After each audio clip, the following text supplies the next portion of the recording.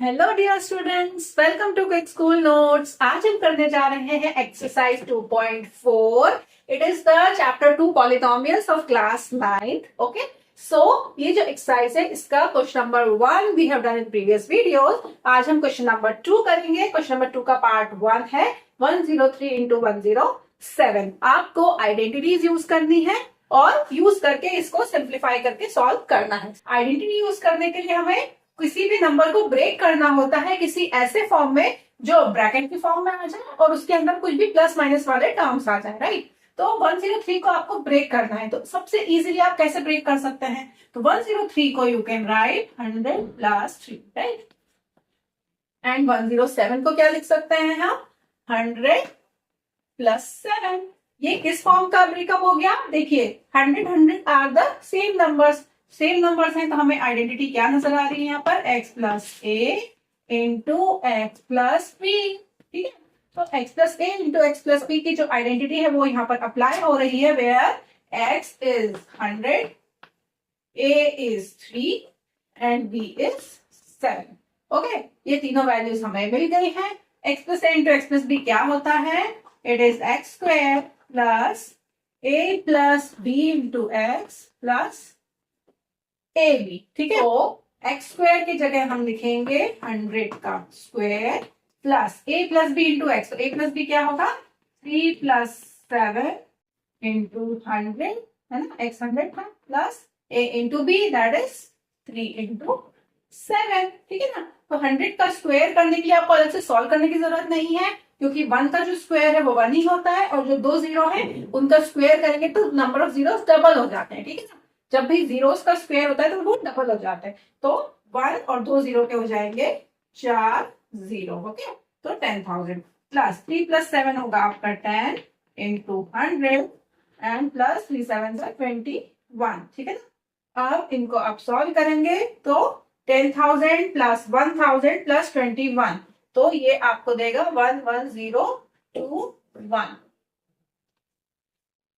So this will be your answer here. Okay, I hope ये question आपको समझ में आया होगा। It was a very easy one. अब आप सोचेंगे कि डायरेक्टली मल्टीप्लाई करके भी सॉल्व कर सकते थे, लेकिन इन फर्दर केसेस आपको फिर जब कॉम्प्लेक्स नंबर्स आ जाते हैं तो ये डायरेक्ट मल्टीप्लिकेशन टफ होने लगता है, तो इसीलिए हमें आइडेंटिटीज बेस्ड क्वेश्चन की प्रैक्टिस होनी चाहिए, जिससे कॉम्प्लेक्स क्वेश्चन को आप इस तरह से सॉल्व कर सकें। Okay, now let's move on to the part 2 of question number 2। 2 is 95 इंटू 96। अब देखिए 95 इंटू 96 को अगर आप प्लस के फॉर्म में ब्रेक करेंगे तो आप लिखेंगे 90 plus 5 and 90 plus 6। But 90 into 90 करना और 90 वाले कैलकुलेशन थोड़े टफ हो जाते हैं। हम इजी फॉर्म में क्या करें, इसको 100 के फॉर्म में ले आए, तो 100 के लिए हमें माइनस करना पड़ेगा। तो 95 को you can write 100 minus 5, right, and 96 को हम लिख सकते हैं 100 माइनस 4। ओके, इजी हो गया।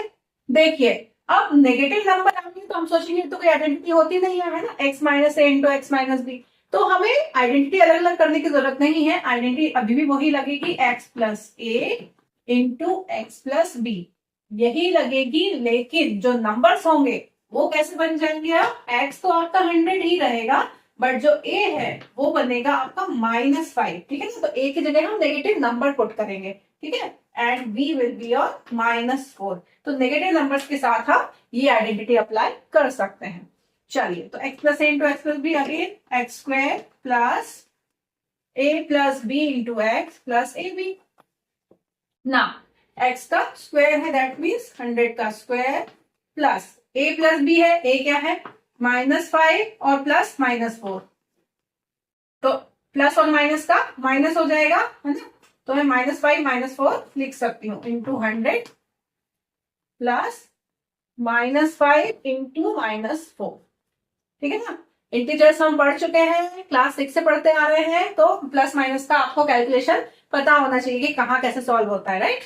तो 100 का जो स्क्वायर है वो again it will give you 10,000, and अब ये क्योंकि माइनस है, -5 और -4 विल गिव यू -9, राइट। दोनों नेगेटिव नंबर्स होते हैं तो ऐड हो जाते हैं, तो माइनस का 9 मिलेगा।